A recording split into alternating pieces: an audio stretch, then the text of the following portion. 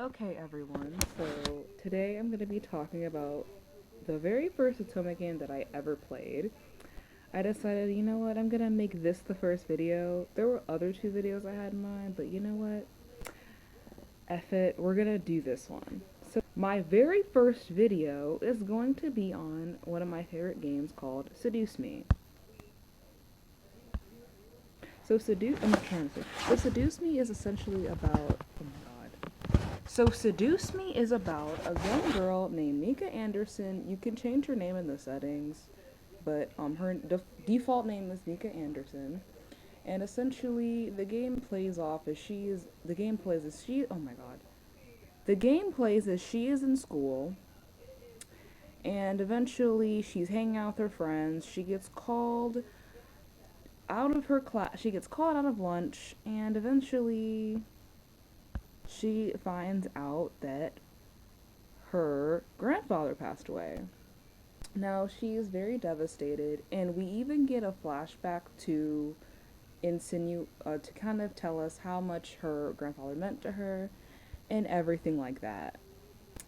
So after that, the will is being announced during the funeral, which is like, dang, give these people time to grieve, you know? But anyways, so it is revealed that the grandfather left Mika an estate.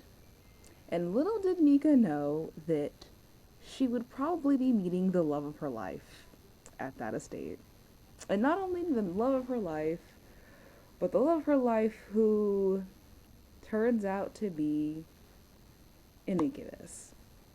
Now, as she goes to the mansion, she as she goes to the mansion after going to school, whatever, she sees five men on the floor. And for some reason, she doesn't assume that they're dead. She just automatically is like, oh my god, what happened to them? I'm gonna call the police. Mind you, they're unconscious. And she's just like, she's not concerned. She doesn't call the police anyway, because personally, I would have called the police if I was in her position. Like, why are you just standing here, while five men were obviously, I would have thought they were dead. I would have thought they were dead and called the police, like, my grandfather recently passed away, and there are five dead men on the floor. I I would have immediately thought they were dead. But she doesn't call the police immediately, and all of a sudden, one of them wakes up and forcibly kisses her. Now, at first, you're probably like, what in the world? Why did this happen? Why did he just technically assault her? Why did he do that? But it turns out that the reason he did that was because he's an incubus. Eventually, all five of them wake up, and I just reiterated what I just said two times already, that they're demons, that they're incubi, and basically they feed off of sexual energy to survive, such as kisses, hand holding, or basically sex. But Mika doesn't believe them at first, and eventually another guy kisses her, she loses memory, and I think that's basically the consensus of what this game is. Well, there's more to it as we go on. But this is the very first otome game that I ever ran into.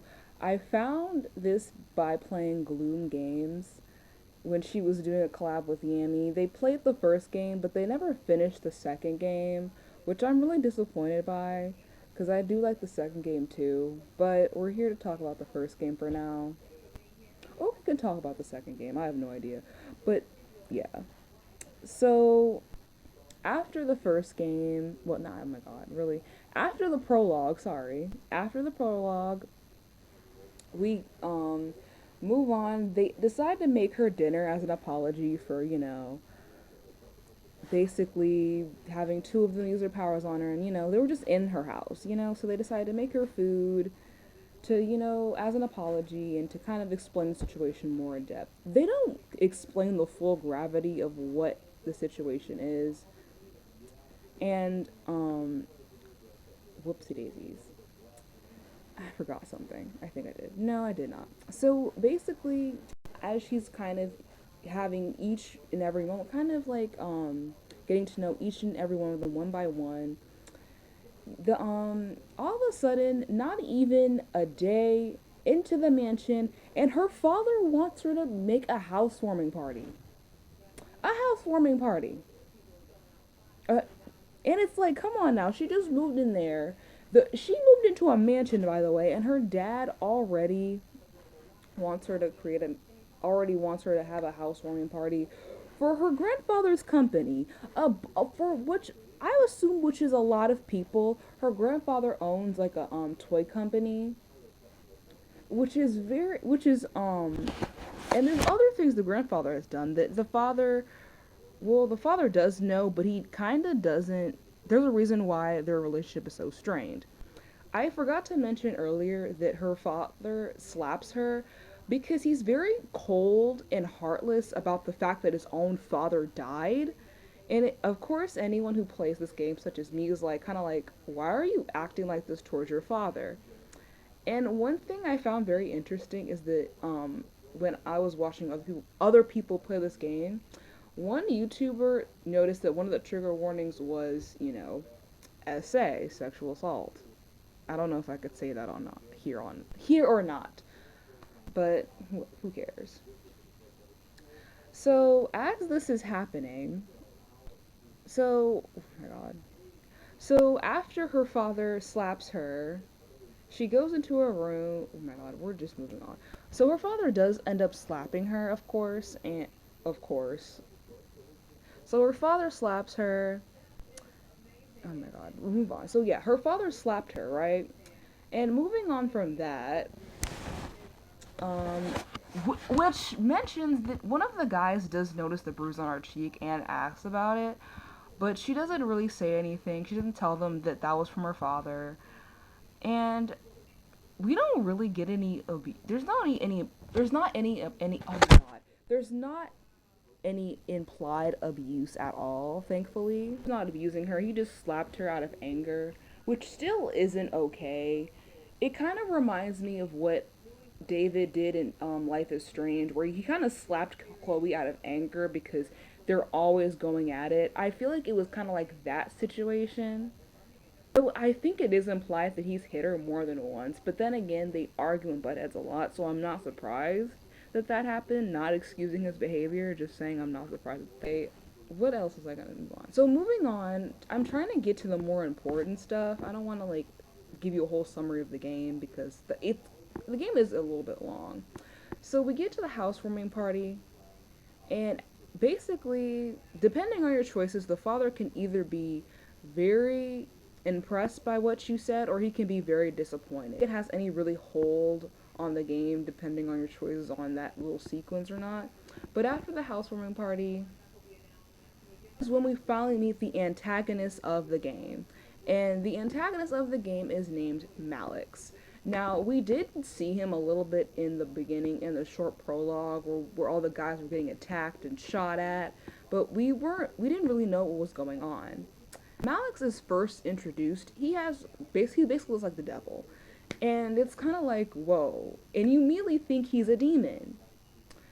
And eventually, he kind of comes there to intimidate the guys. He basically, that's what he does. He comes there to basically intimidate the guys and let them know, we found you, we tracked you down, and we're gonna kill you eventually. Of course, because Mika is the owner of the house, she stays there. She kind of jumps in a little bit because she's like, this is my house and you're just going to come in here and threaten my servants. And I kind of like that about Mika compared to a lot of otome game MCs. And I kind of got irritated with Mika at first, but I'm kind of appreciating her as I play more otome games because she has more backbone compared to these other MCs. A lot of these MCs that I've been playing are very passive. And there's nothing wrong with that, but it gets very boring when it's like that's the continuous character personality that every protagonist has. And I'm happy that Michaela Laws kind of gave her a little bit more backbone and was like, hold on, wait a second, this is not how things are going to go down. Well, I'm just going to stand here and look stupid. No, I am going to sit here, speak my mind, get in the middle of this bullcrap, and thank you. Thank you. Don't just sit there. Especially, and then this is when we start to get more lore and background. As Malix leaves, we learn that he is not a demon, he's a devil. And in this universe, demon and devils are completely different. Demons are what, again, are part of hell, while demons, they live in this other world called the Abyssal Plains. And their grandfather knew about this. Now, it doesn't explain in depthly why her father knows about this, but if you play enough routes and get enough choices, you are able to kind of figure out through bits and pieces. So I'm just gonna explain it in this video for anyone who's like a fan of Seduce Me and has been confused and never really understood what was going on. Her grandfather essentially was a warlock. He he got the privilege of knowing about demons and magic because in this universe, you're not allowed to know about demons. You're not allowed to know about magic. The angel's job in the Seduce Me universe is to basically have all the humans stay completely innocent. They cannot know about magic. They cannot know about magic unless, they become a witch or even a demon hunter. And the lore is very interesting, but it's not the center of the story too much, but the lore is very interesting. Um, and essentially, oh my god, I think so. And basically, essentially, what was I gonna say? We're moving on. So basically, the guys are now training the five. Oh my god, I forgot to tell you the Incubi brother names. I'm so sorry. The five Incubi brother names are James the oldest, Eric the flirt, Sam the middle one, which I did not know when I first played. I thought he was like the second youngest. No. Then it's Matthew, he's the fourth son. He's the fourth son, he's kind of like the child.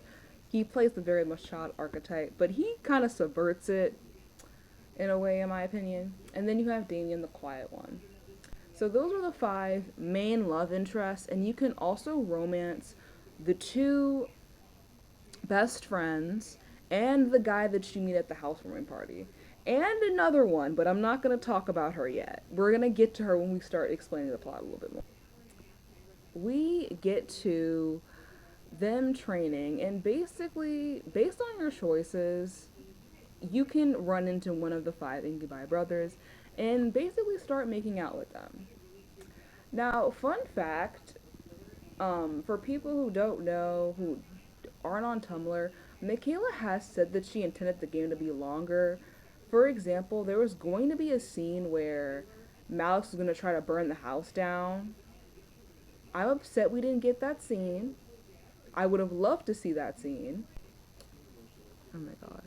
So, moving on, we move on to the school day. And I'm kind of skipping over the whole Lisette scenes because they don't really mean anything to the plot. It's just this really mean girl that keeps bothering Mika since elementary school, I believe. It kind of implies that. It heavily says that. And that's basically it. There is this one creepy scene where if you investigate your grandfather's study after the housewarming party, you can get a special dialogue where it says glare to her soul, and let me tell you, it's a little bit creepy. It's a little bit creepy what happens right there. I think, oh my god, honestly, Michaela, if you ever go into making visual novel games again, make a horror visual novel because girl, that scene was terrifying. That scene was low-key very, very scary to see.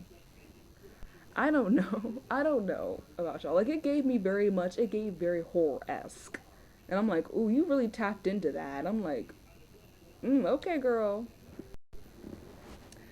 Anyway, moving on. So after whatever this choice you decide to make with Lisette, Mika goes to class. She stays back. And eventually, she gets kidnapped by Malix. As she gets kidnapped by Malix, you, depending on your choices, if you got close enough to the incubi enough, one of them will tell you their real name. Now this is when we get a little bit of this is when we get more lore, and essentially the incubi decided to choose human names, not just because new life, new life, new name, but essentially because um, basically demons, their name holds a lot of power. So if you say their name, you can basically summon them, which is really, really interesting. I kind of like that. And I also did some research, and that's something that actually happens in not happens in real life, but that's something I read on the site one time. Do not say these demon names out loud, or they will be summoned. And it's like, oh, okay. So that's something that people actually don't do. That's actually something I saw online. I'm like, I wonder. Um. So depending on your choices, you can actually get a bad ending right here if you wait. I think 3 times. I think if you wait 3 times, Malix just kills the MC. Now I believe somebody asked Michaela what the aftermath would have been like afterwards, like what happens after certain endings, and she stated that all the incubi would have died basically, and would have been killed by Malix. So yeah, which I think is very interesting. I think is very very interesting. So essentially, the reason I'm talking about Seduce Me is just because I just want to talk about it. And this is when I think one of my favorite parts of the game is when you think that it's over. After Malix dies, depending on your choices, you essentially think the game is over. But it's not. It turns out that there's one more antagonist in the game. And I kind of love this little twist where they made you think, oh, it's like this short of Tome game, that's it. And I think it would have, and I kind of feel bad because I kind of wish Michaela had more of a budget. Because imagine if she had let the game go on for a little bit longer, then you would have really thought it was the end? And that would have been, I think, really, really more impactful and fun. But again, we get introduced to a new antagonist and a secret love interest in the name of Diana. Now, we all know that the 5 brothers are incubi, and Diana is a succubus. And this is when we finally get information about what their life was back home. Essentially, Diana was set to marry James, the oldest brother, and his entire life he had to basically be grilled to be the next demon lord, essentially. And not only that, the other brothers had their own struggles. Damien, he was not a noble, technically not a noble son. He was born from a slave. Basically, he was basically a child born from sexual assault. And his story is basically the darkest out of all of them. All of their stories are really, really sad, I feel like. Well, not all of them. Sam's is more okay. Matthews is kind of sad because nobody really takes him seriously, being the child. And Eric was kind of grilled to be a ladies' man by his own mother, which is something I've noticed with his character. A lot of characters like him, where they're very flirtatious and sexy, they've always been grilled to be this way. They've kind of been morphed to be this way. They were never naturally that way. And some of the characters that I've seen, they were never originally like that. They were kind of morphed into this personality and persona, which I think is very sad. And it's very sad. But I think James, he never really got a chance to be himself, and neither did Eric. Eric was not, when we first meet Eric, he's not really himself. This flirtatious, it's a facade, it's a persona of his. And I feel like that's a big thing for a lot of his characters in that trope. It's always just a persona. It's always just a persona. Well, some for maybe for some of them it's not a persona, but for a lot of them it's just a persona. It's them covering up the pain that they have deep inside. Oh my god, I need some water.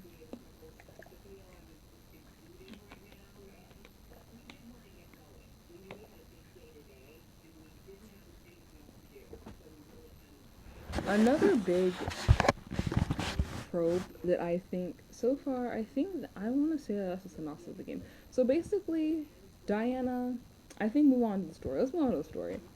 Diana basically tries to steal your man, and depending on your choices, you either end up together or he kind of becomes a servant to you in a way. But there's no ending where Diana ends up taking your man and they go back home. And I think that's basically the end of the game. Basically, whoever you decide to fall in love with, you guys live a happily ever after for now. And that's basically it. There is also a secret ending where if the incubi leave, you get to make a deal with Diana for your memories. You either get power or you get to unlock her ending. Her right, basically. And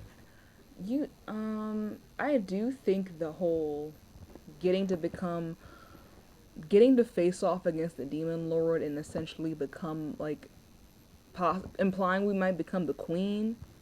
I love that. I love that. Anyway,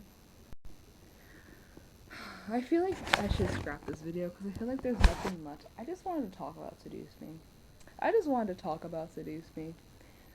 I feel like no one's made a video like this about them, and you know what? I just wanted to talk about them for a minute. Just have some fun. Just talk. And you know, but essentially,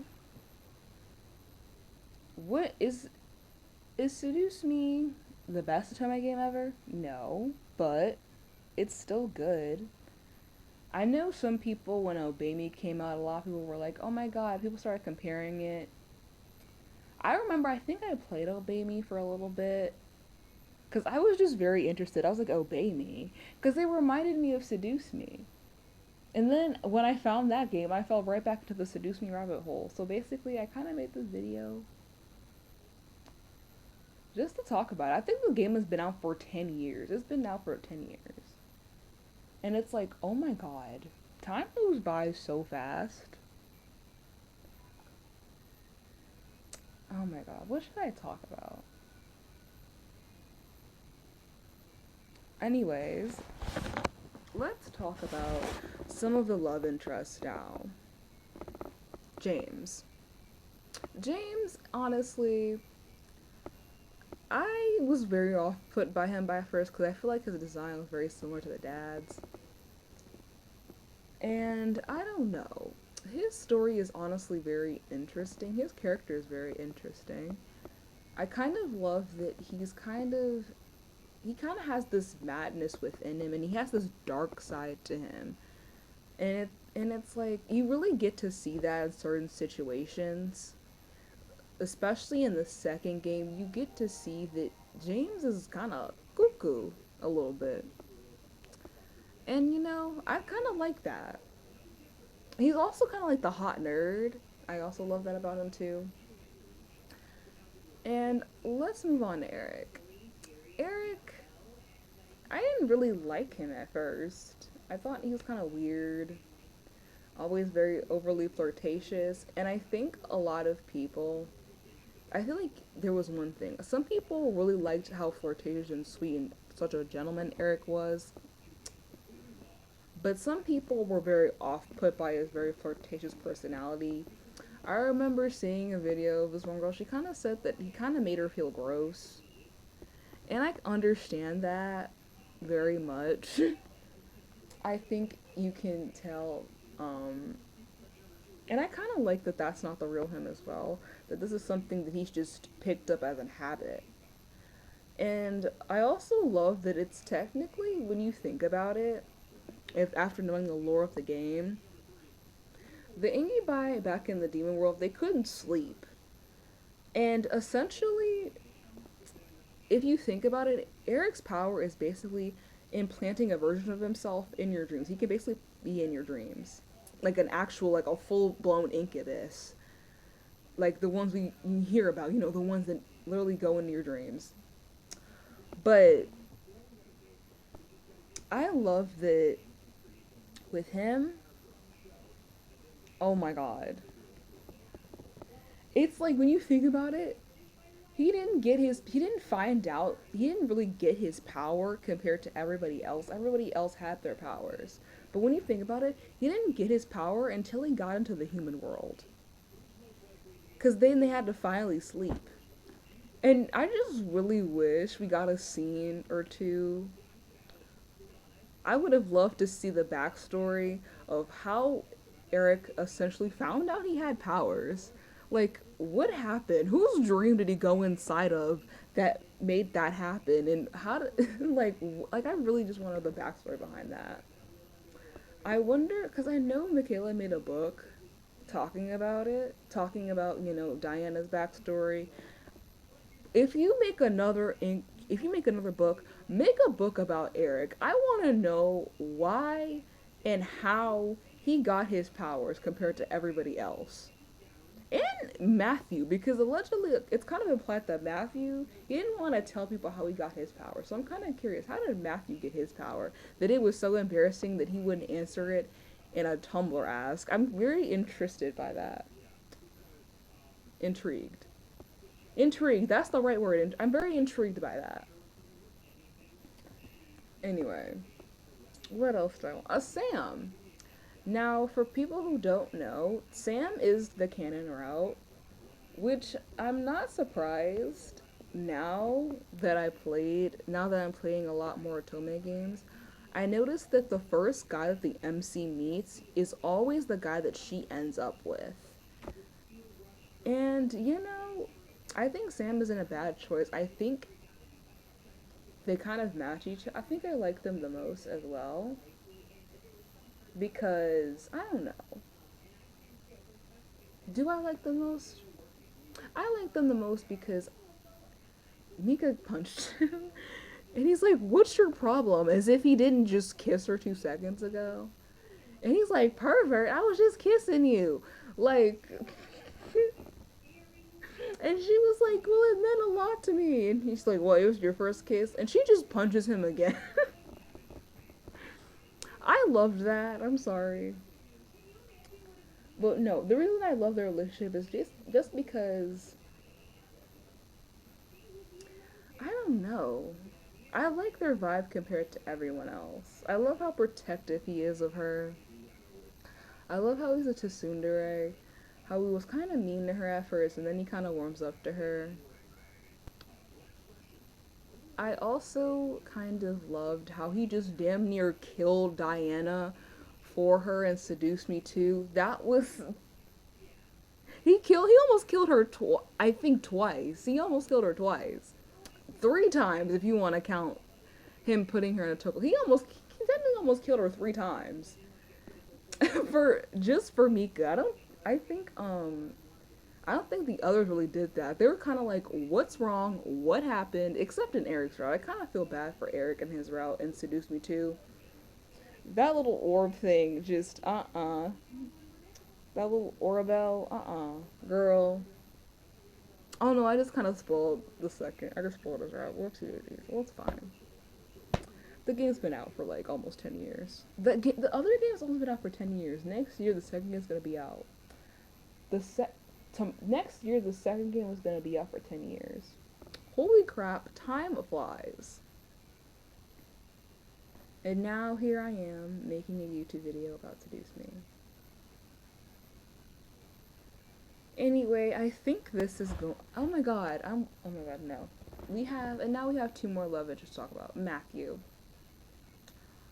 All I'm gonna say about Matthew is, I like him.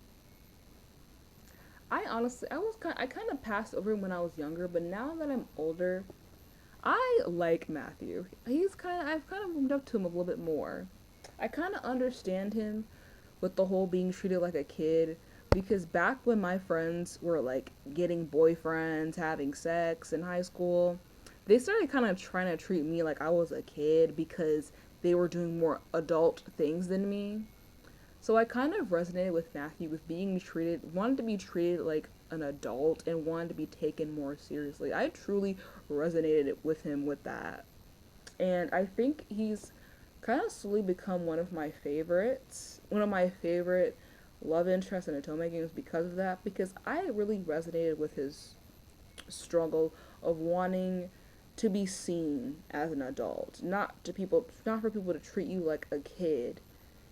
I really felt that. I'm just like, and I'm happy that Michaela didn't try to go and kind of infantilize him. I think that's how you say it, infantilize him. I don't know how. I think that's how you say it. I know what the word is, but I don't know if I'm saying it correctly. But I feel like, especially nowadays, a lot of people, when it comes to the childish love interest, the one that kind of seems like a kid, they kind of play into the kidness, the childishness of it. But no, his story is basically about him wanting to be seen as a man. And I love that. And I'm like, cause he is a man. Why should I know? And that's kind of what I don't like about other love interests that they do with this trope. It's like, oh, let's infantilize and make a damn near predatory. No, that's freaking gross. What the heck is wrong with you? I'm sorry, I just feel like that's really nasty. And no, and I think that's important. I feel like that's how you do a childish love interest, right? Don't infantilize them. Make it like, okay, they're childish, they have childish tendencies, but this is still a grown adult, you know? This is still somewhat of a mature adult in some moments. Now, let's talk about my very first fave, Damien. Now, I think I'm gonna be real with you. I think the reason why Damien became my favorite is because the two YouTubers I watched was Gloom Games. She went with Damien, and then Ren Rinks, I think that was her name. They went with Damien as well the very first time, and oh my god, I feel like his story is so sad. It's so sad. He, oh my god. So I really should have delved more into their characters, but I just wanted to talk about Seduce Me. I just wanted to just make a video talking about them, just talk about the plot, just talk about the characters. Just, I just want to make a video talking. I don't even know if I'm going to post this. I probably will. I'm sorry if this video was very boring to you, because this is my very first YouTube video. So if you want to comment and leave any, criticisms, go ahead. This is kind of like a podcast, sort of. This is kind of like me talking and saying my thoughts. I'm probably gonna, So, moving on to Damien, and then we're gonna talk about Diana. I'm not gonna talk about the three love interests. I just don't want to. I'm sorry. I just don't want to. I want to talk about, the other two, the other last two we have. And that is Damien. Again, his story is very sad. His mother was essentially a slave, a sex slave, and that's horrible in itself. And he's basically the product of, SA. And I feel like his story is really sad because he had to basically almost be murdered by his mother. Oh my god. So essentially, in his route, his own mother tries to kill him. In his backstory, not in the route itself, but his own mother tries to kill him. And that is so sad already in itself. Your own mother tries to kill you. And I think Michaela dubbed into this more by saying that, Damien can't control his mind reading because his mother was, being abused all the time. So because of this, he was very much unintentionally mentally essaying her himself, which is really, really sad when you think about it. And it's like she never had a moment to herself.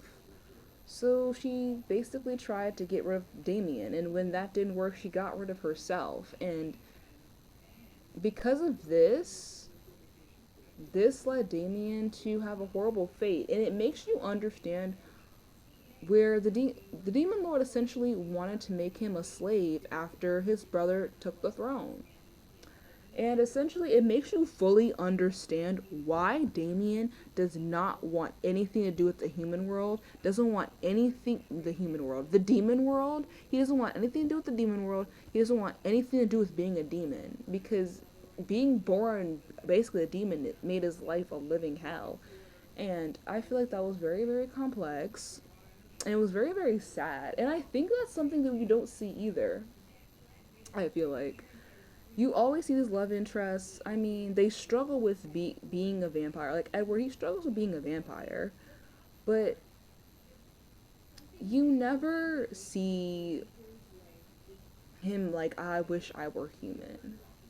He still loved Bella, even after she became a vampire, but he wanted her to embrace her humanity in a way. And I feel like he also kind of admires Mika, which kind of makes me like their relationship too, because he kind of admires her because he kind of wants to be her. He wants to be human. He wants to be pure like she is. I'm sorry, I keep hearing things. I have to remember I'm home alone. I'm not usually ever home alone. My parents, I'm living with my parents. Listen, times are hard, okay? I live with my parents. And mm-mm. Anyways, what was I gonna say? Yeah, I'm moving on to Damien. I feel like I love their relationship so much, just for the simple fact that I don't know.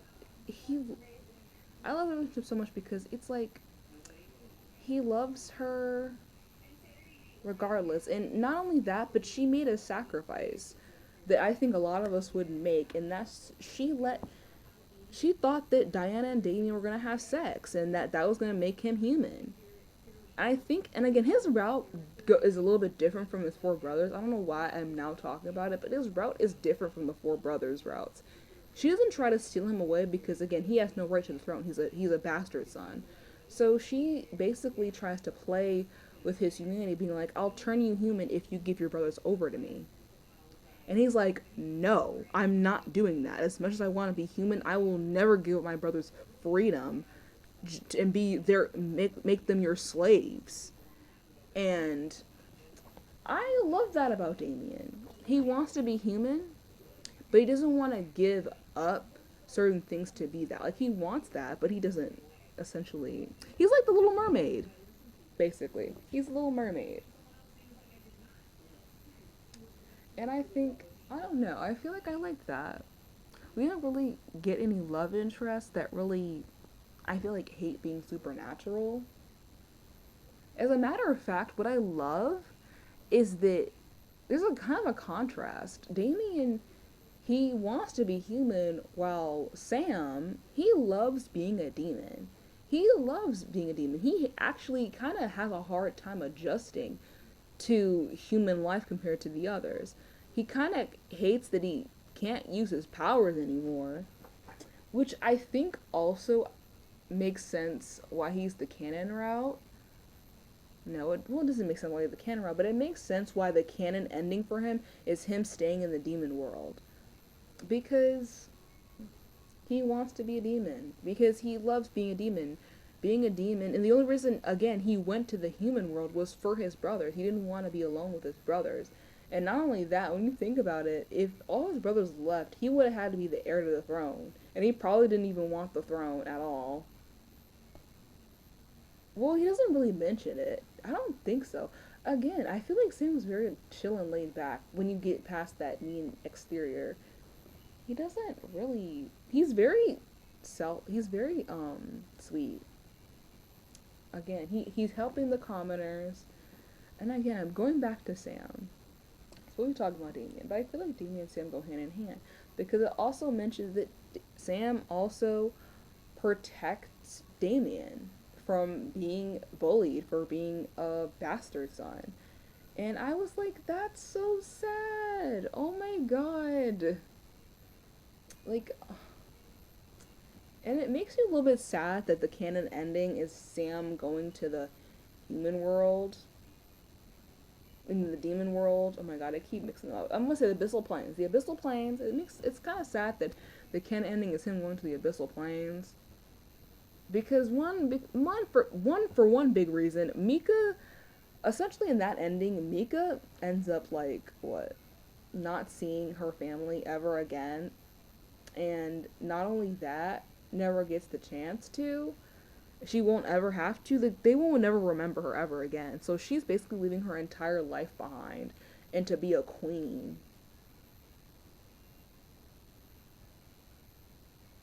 And I remember, and it's like, and it's one of those instances where it's like I remember seeing a Tumblr post that said that they would complain about something like that. But if didn't have to work a 9 to 5 and be crushed by capitalism, I totally would do the same thing. And I feel like in this situation, I feel like it's a lose-lose because she has to be a queen and deal with a lot of politics, learn about demon politics. Like this girl, oh my god, she gotta do a lot. She gotta do a lot. She's a queen. She basically gotta run an entire world, and that's crazy. And it's kind of sad because like she's never gonna see her family again. And I wonder, and I kind of wish they mentioned something. What happened to the mansion? Because if they're never gonna remember Mika, who's gonna inherit the mansion? Her father and mother? Her father and mother? Like I wonder. Like I kind of wish they gave us more information on the endings, a little bit more. But it's fine. I think so. And then we have Diana, which in my opinion had the biggest turnaround in character development in the um entire series, in the entire duology of Seduce Me. She's had the biggest character development. She went from being this evil, kind of mean bitch. You kind of like were like, fuck you. You're trying to take our man. You made a deal to try to have Damien give away his brothers. You're a horrible person. But then Seduce Me 2 comes around and you realize that the reason she was doing all of this was actually completely justified. She was trying to steal your man because she wanted to save her family from being murdered. And it makes you feel bad that you even fought this girl over a guy. It's like, damn, you were just trying to help your family out, girl. And I feel bad for her. And yeah, I feel bad for her. I feel really bad for her. And it makes it 10 times worse when Sam's the canon ending. Sam's the canon ending. And here's the thing, in Seduce Me 2, she can die depending on your choices. Or if you play Sam's route, she dies anyway. She dies no matter what you do. And it's like so sad. It's like this girl doesn't get a happy ending. Well, she technically does if you see the secret ending. She technically gets to be in a new heaven with her lover, the man that she truly loved. The man who she really, really, really loved. She got to be in a heaven with him and only him, and not have to spend an eternity suffering. I was like, when I first watched that ending, I had tears in my eyes. I wanted to cry because I'm like, this girl, this is a definition of a character who deserved their happy ending and got what they deserved. They got the happy ending they deserved. The only sad thing I hate is that they never got to have a kid. But you know what? Depending on the endings you get in the other routes, that is possible. So you know what? it's not too bad. And what else? And I think that's it. Is that all I want to discuss? I might do a part 2 talking about Seduce Me. I don't know. I just wanted to talk about Seduce Me because I don't know. I just wanted to make a YouTube video talking about one of my favorite franchises ever. Not one of my favorite. It is one of my favorite. I will say it is one of my favorite franchises. It's the one that got me into otome game. So it is a favorite of mine, and it will always hold a special place in my heart, being the first otome game I've played. I got to play it on my tablet. I got to play it on a tablet with my friend, and this is a game that holds special memories for me. And I think, and you know what, I might make a part 2 to this where I talk about Seduce Me too. It might be more structured than this, but if you enjoyed this video, please leave a like, subscribe, and I'll see you guys next time when I talk about something else. Who knows? I might talk about another game that I've been hyper fixated on.